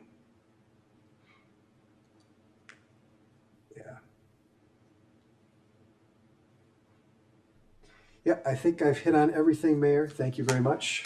Look forward to hearing what the rest of the council has to say and further discussion going forward. Rob? I agree with a lot of what I've heard, and a lot of what I've heard is we like the framework of Glen Ellen, but we want a little more teeth. So I think we do. I'm looking forward to everyone else's comments, but I think we do want something that does provide the stick and the carrot here, not just voluntary. How that looks, I have no idea. Exactly what Mike said. We see 10 different communities do this 10 different ways, and I think simple and honestly, the easiest on-ramp is the permit process. I don't really want to do anything beyond that, especially starting this from scratch. That being said, I like Glen Ellen's framework. I like the idea of exemptions for trees that do nothing for the canopy. Identifying trees like the heritage tree identification, I think, would be very valuable.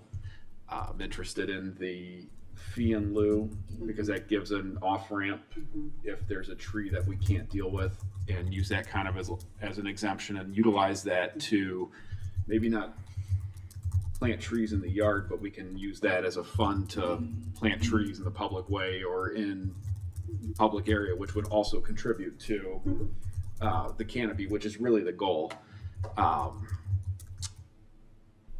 I do find tree size an interesting concept here, coupled with the type of tree and protecting critical root zones, especially with the neighboring properties. I think that's a very valuable thing to come up with, similar to what Glen Ellen has. But again, just like what Chris said, I'd like to know more information about that. I do like the idea of incorporating the village forester in this program and trying to simplify things, so there's some kind of a feedback consultation, not just to save costs, but also to try to educate on what we really want to see as far as the labeling with heritage trees, and hey, this is what we want to see as part of our canopy, and allow exemptions for trees that aren't native or that aren't adding anything to the canopy.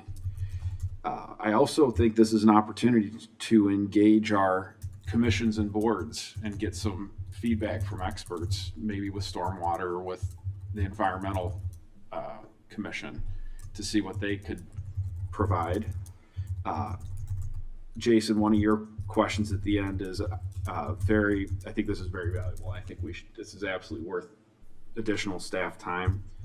I think stormwater is absolutely a carrot here, and I'd like to hear feedback from the experts on if this can be utilized as instead of if we can utilize trees and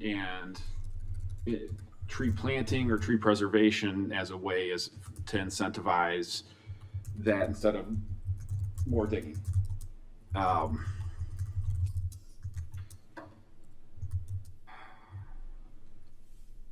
So into the questions, which trees are regulated by the ordinance?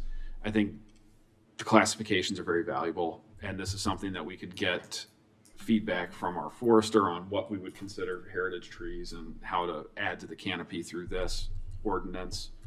Triggers, I think permitting is the easiest way to on-ramp this.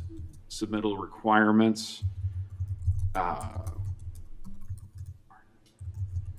If we're moving, I think exemptions are valuable. I think we can utilize a size of trees that will get replanted. I also like the idea of 1-for-1 or trading, hey, if this tree needs to be cut down for development, we're not using this to disincentivize it in development, but we would like to see another tree planted, or if it's impossible, that's when we utilize the fund, which we can turn around and use that to plant trees in the public way, or some simpler way to do it. Again, back to what Mike said, is we need to keep this simple, in my opinion, as much as we can, even though we've all sat up here and spoken a heck of a lot. When can a tree be required to be preserved, and what must be done? I think this goes right into the neighboring trees and trying to identify the heritage trees. I think that's kind of the easier way to say, look, these are the trees that we find that contribute to the canopy, and this is what we want to protect. Again, back to the exemptions, I think the non-natives, the trees that are easier to replace. What is required when removing a tree? I think we need to keep it as simple as possible, and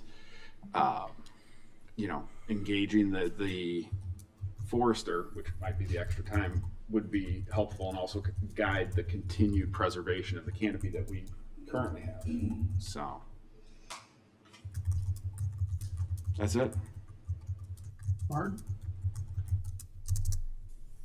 None of these ordinances are perfect. They're all trying to strive to do the same thing, which is promote preservation of trees, which nobody disagrees with. The question was, based on the findings presented, is the Glen Ellen approach to tree preservation reflected in the language of the priority action item?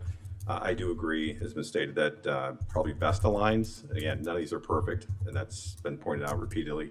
So that answers the second question as well.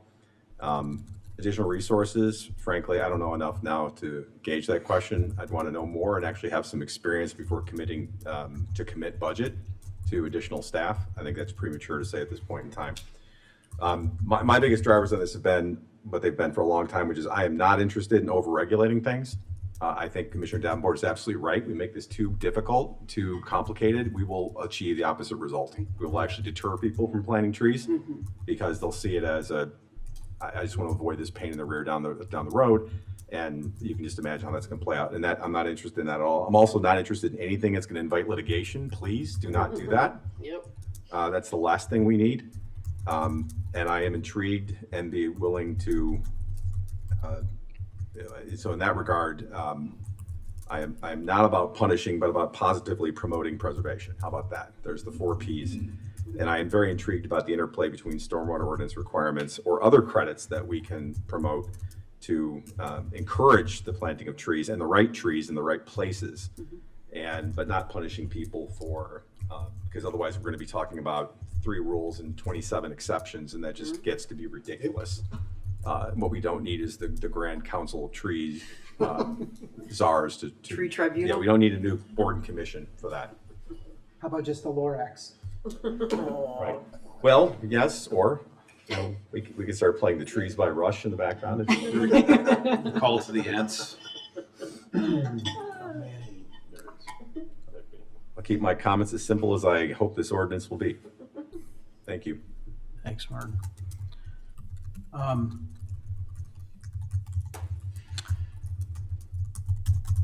struggling with almost all of this. Boundary trees are an issue that I see a lot of value in trying to find a way to cause there to be less likelihood of damage to trees on other people's properties. That strikes me as an obvious thing that anybody would feel good about. And if we can do something to encourage people to plant trees, I think that's great. But I'm not sure we're really got a problem we're chasing here.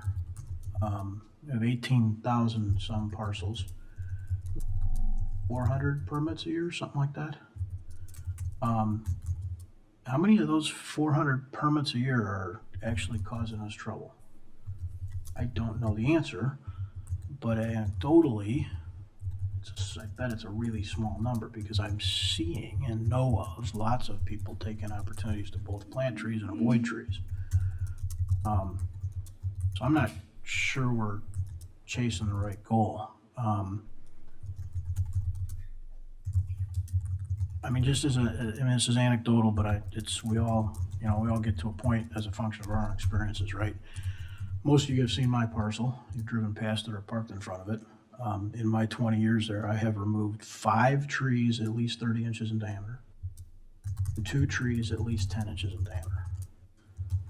Anybody suggest I clear cut that property or shouldn't somehow not have been doing that, I think would be a hell of a stretch. People are generally, there are exceptions. There are parcels that we all know of in town. There's a big one that was done about 15 years ago. There's some challenges, but by and large, people recognize the value of trees and try real hard to have them around and preserve them, and if not preserve them, replace them when they can't. I mean, that's what we actually see when we see permits and plans.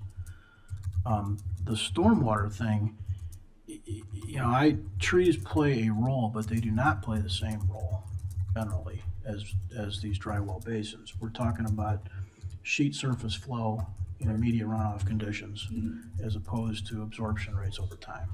So the goals are not the same. You know, I don't want to get too deep in the weeds, but replacement of, or, you know, trading a tree retention for a basin does not solve the reason the basin ordinance was put in place. I mean, they're just, now maybe we would all say in hindsight or with the experience and what we plan for the future, we think that's a good trade-off. That's a possible outcome, but don't pretend the two are related in that way. They're just not. So it's an important detail. I guess I think answering the questions, it certainly is reflective, I think, of our collective direction. So to that extent, I think it's probably been well researched and is a likely next step for us to consider that. But I'm way more interested in boundary tree teeth, if you will, and I'm way more interested in what we can do to get people to continue to want to plant more trees.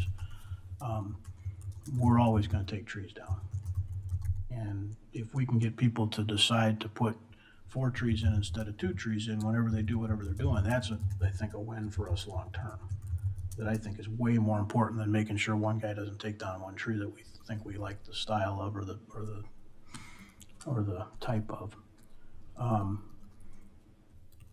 People move here because of our trees.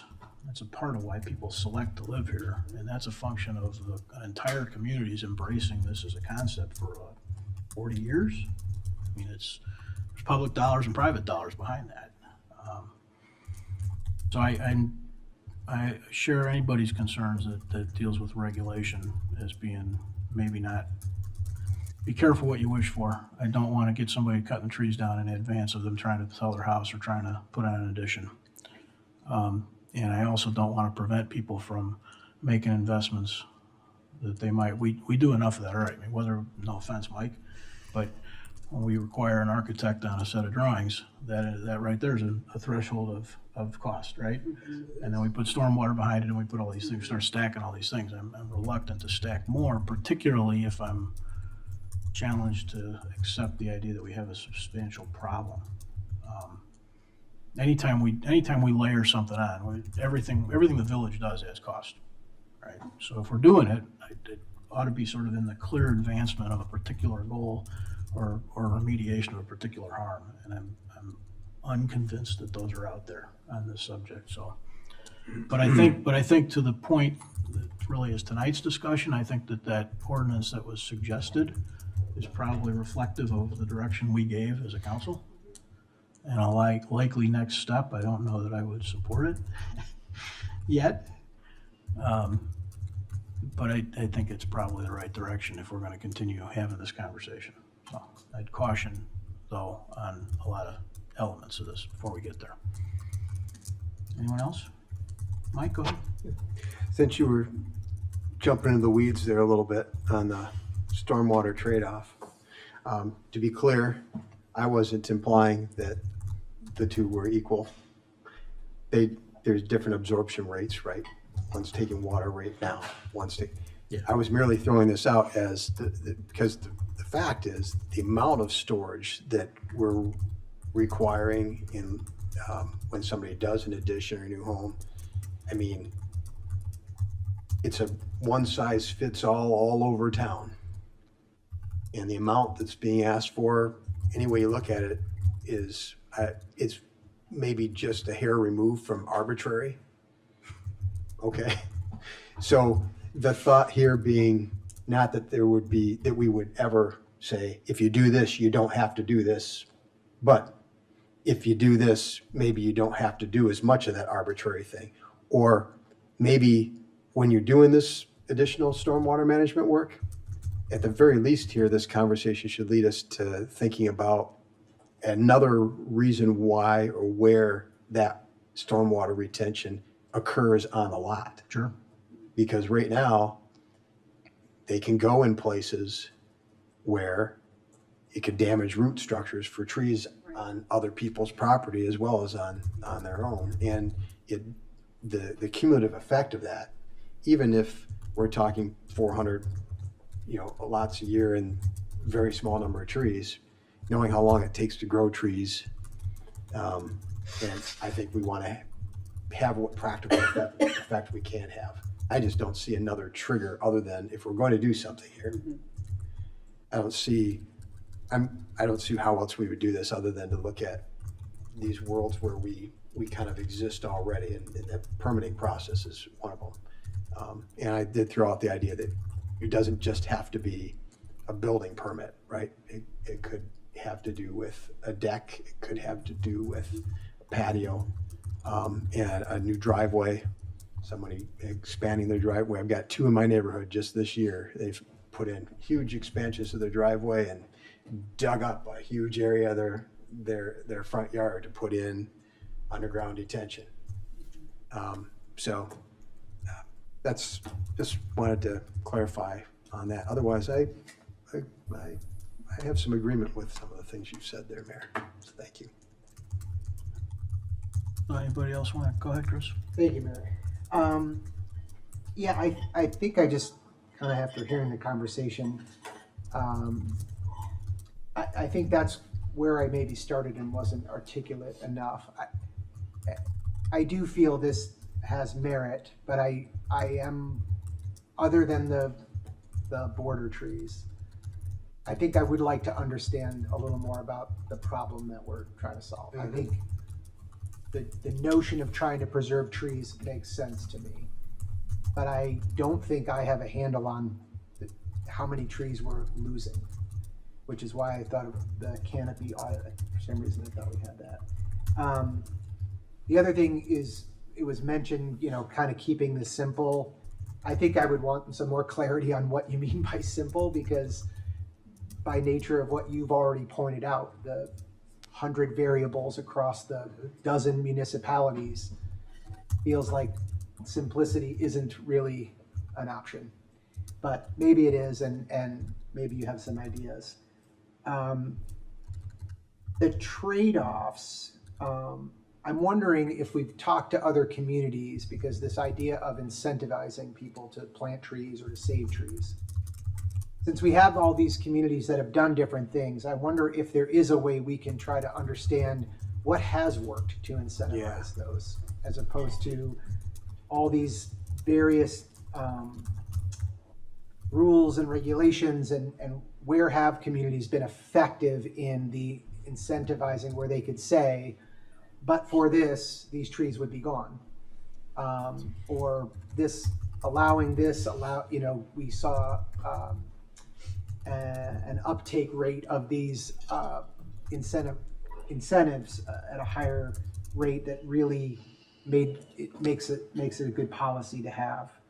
And I would just think I would add the look back thing. I actually am in favor of that. I think the idea of somebody just taking this into their own hands and not having a more severe penalty, that would concern me, because I think if I understand what the issue is, if someone just decides to cut a tree down and then file for a permit, and we look back and see that the tree was cut down in participation for this, I don't know, I feel like there should be some kind of, if we're gonna put something like this in order, that feels like a pretty clear reason to fine somebody, or I kind of feel like we do that now with our own trees, the village trees, right? somebody cuts a village tree down, we go back and tell them, hey, this. Then the LORAC shows up. Yeah, Yeah, if I could just, yeah. yeah, so I'll just say, like, so let's dig into that a little bit, like, Sure. how far back is the look back? Yeah. Is it a year? Is it 2 years? 5 years? What? I don't know. We're not gonna say How do you that. pick that? And then secondly, I don't want to be having to, I'd rather be innocent until proven guilty. So I don't want to have to be in a position where I've got to prove to you that the reason I took that tree down was for another reason, not just to avoid, you're accusing me of avoiding this, I did it to avoid this permit. And that's not why I did it. I did it because the tree was damaged or the tree had been, right. I didn't like it. I didn't like it, right? And then there's other ways around this. Like if people want to get around things, they do. Like, look at, I could somehow, knowing that I'm going to do this project and it's you're going to give me a 2-year look back. So 3 years ahead, I start doing some things to kind of poison my tree. So it just starts dying. And then I take it down. That's diabolical. I'm just- Jeez, dark now. man, it is getting dark. What I'm trying to get to is Fair that point. if we I hear structure this you. the right I hear way, you. Yeah. people won't be incentivized Yeah. Do the wrong thing. to do the I got you. wrong thing. I get you. Yeah. Just, Yeah, so because I just don't think there's a really effective way to do this look back thing. So that's why I say I like the idea and concept. I think I'll say anecdotally, recently, I've seen some pretty cavalier actions that bothered me. And so it just feels like that's just gonna go unpunished or, and in the case of the village tree, there was a fine, but, Yeah, I guess if it's their own tree, maybe you're right. What's my motivation? I didn't like the tree. I guess if that's your tree and your property. I it don't know. goes to Yeah. property rights. Fair point. So that's why I kind of boiled it down to 3 things. I was looking at how this interacts with stormwater management. Yep. I was looking at the border tree issue. Yep. And then I was thinking about what can I do to give people incentives Yeah. to preserve and grow more trees. And so that's where my focus is. And I don't know that I need to create a whole new ordinance around this. I'm not convinced yet. Yeah. That some of these things might be able to be built into some of the existing structure we have right now. And I think that's a good place to start. And then we kind of grow from there.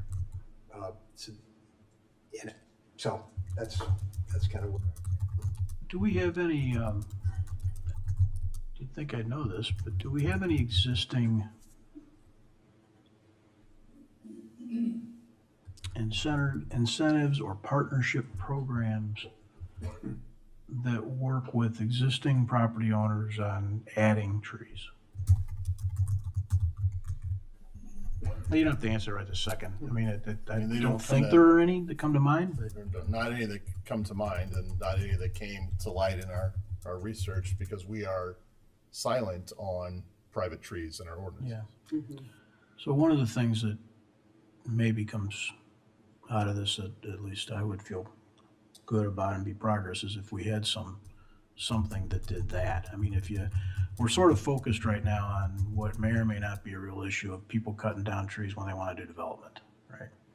But people cut down trees other times, and then even more often than that, they have the opportunity to add trees. And they don't, for whatever reason, whether it's cost or knowing what tree to pick or where to put it. I mean, there's 100 reasons they might not. But if canopy growth and preservation is the goal, then it probably needs to be at least asked about what other things other than the negative side of development, what other things might there be out there? Martin? So Hang on, Martin's. No, just real quickly, it actually follows on that point because one of the things this conversation made me think of, and I know that this wasn't in your research, and I do not expect the answer right now, but I don't need any incentives to plant trees. I was reminded that we've planted between 55 and 60 trees on our property since we've owned it. 55 to 60 trees on our property alone, and we have the luxury of having the space to do it. I will tell you what the challenge is maintaining those trees. It takes a fair amount of work. and it can be fairly expensive to do that. And one of the things that we might want to think about is, in addition to encouraging people to plant trees, can we do something to partner with people to encourage them to maintain trees? Because guess what you can't plant where a dead tree exists?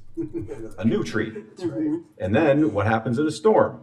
It ends up causing power outages. So if there's programs where we can encourage people to maintain the trees they have, particularly the ones that we find desirable. And again, I'm sure there's no program for that, or you would have found it. And it's probably a wild story, but consistent with my positive promoting preservation. Think about not just planting, but maintaining. Is there a P word for that?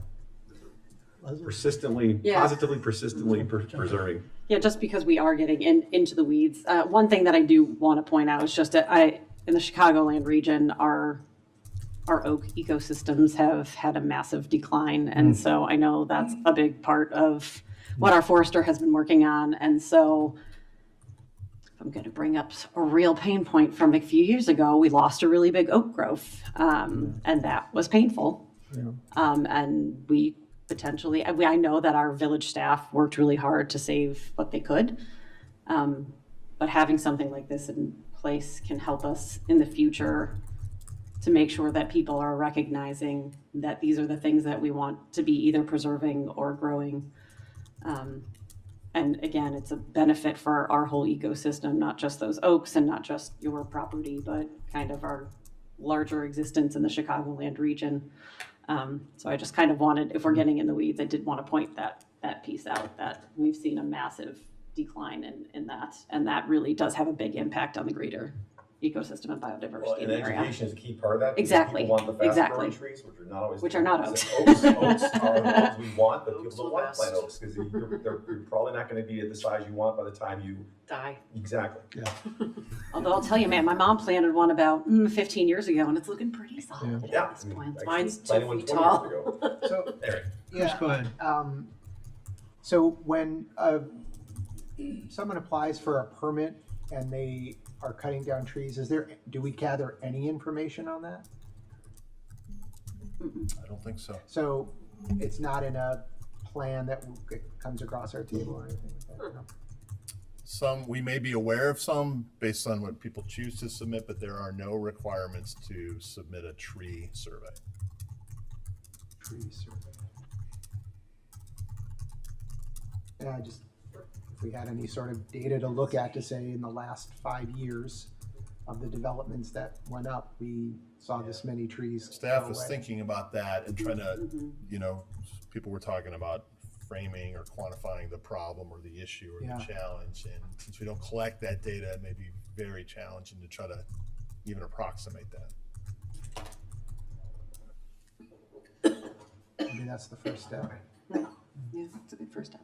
Yeah, I was, in terms of some of that process, this is where I was thinking a couple steps ahead in terms of what we're gonna require of people, and it seems like we could have a requirement that you need to protect trees on the border, right?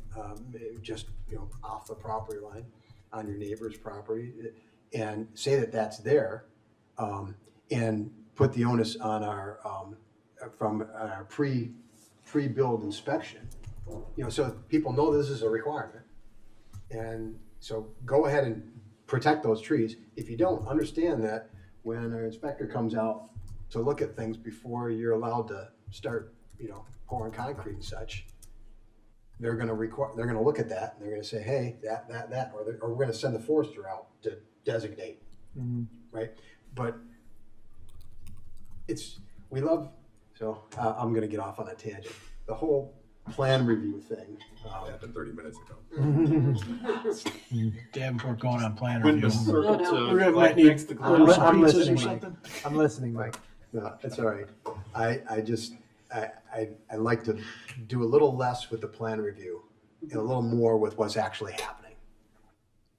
So, and just because we do a tree survey, there's ways to get to the goal instead of requiring people to spend thousands of dollars on tree surveys. Yeah. Anyone else? So Dave, This is the manager report. You feel like you've gotten some feedback that's valuable? Absolutely. Where we go from here, we'll take a review from our tree team, and we'll see what we come up with, but we do appreciate the initial feedback. We have a lot to work with, so we look forward to taking the next steps. We don't have a specific timeline yet on when you might see this again. We'll have to digest and report back to everybody. Thank you, Jason. That ends manager's report tonight. Item 8, council member report outs. Anybody got something they want to fill the world in on? Tammy? Nothing too exciting. As the liaison to D58, I've been talking a little bit to Dr. Russell, and I know that he's been working with Dave and his team. And it's not on the agenda this time, but just a heads up that he wants to express his willingness to work with whoever is involved regarding whatever decision we make regarding Dutch Bros, and we'll take a better approach toward traffic mitigation and deal with the issues. So that's kind of the low-level report I got, to be continued. Chris? No report, Mayor, thank you. Martin? Thank you, Mayor. As I promised last week, a report on behalf of the Downtown Management Corporation. As you know, I serve as the liaison from this body to the Downtown Management Corporation. They held their semi-quarterly meeting on August 6th of 2026. Real quickly, one highlight, which I won't repeat because Aaron Friese gave it basically here to us, was a very similar report that was given to the board. You were here for that, so I don't need to repeat it. In terms of other things that were discussed, as you can imagine, a number of the members of the Downtown Management Corporation are very interested in what's going on with the flexible amenity construction, as well as Linda Kunze Plaza. It's just simply impact parking, where the handicap spaces are going, confusion amongst patrons. Obviously, the village is doing the best we can in communicating, and kudos to Mike Baker for his communication with downtown management and the businesses who are stakeholders in terms of, as best as we know something, sharing it so that people can plan. While there was hope that perhaps situation might be enough that some of the outdoor dining could return before the end of the season because of the completion of construction, due to all kinds of uncertainties, including weather, as you may have noticed. We've had a bit of that this season. That's probably not going to happen this season. The question was raised whether there'd be any ability to perhaps places that weren't immediately impacted to return some tables. Difficult to say, probably not, but obviously we keep our eyes and ears open for those opportunities because there's a number of things. Uncertainty, there's public safety that's involved. Putting out tables in a space where construction is going on, it's probably not a good idea, even if it's technically not part of the construction scope. But those are the kind of things that we're hearing, the kind of things we're communicating. The other thing I'll just say real quickly is Downtown Management Corporation is both embarking upon their own strategic plan very soon. That will start later in the year.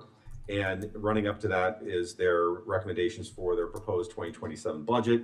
What is currently on the table is an annual levy of about $523,000, which would keep the tax rate basically below that 0.75 that they have been trying to maintain for some time. Obviously, that's the SSA I'm talking about. More to come on that because it was pointed out maybe by somebody who was at the meeting that strategic plans and budgets have a way of kind of having an intersection. So there will be more talk about that, but that's just kind of what they're looking at. And then there will be more conversations regarding the strategic plan. So once there's more information at the next meeting, I can report back to this council about what they're thinking as both with respect to the budget, which is not going to be materially different than what it was last year. Even though they have technically the ability to do more, they're going to maintain what they've historically done, more or less. And then the strategic plan will be a whole other undertaking that is just getting started. So that's it.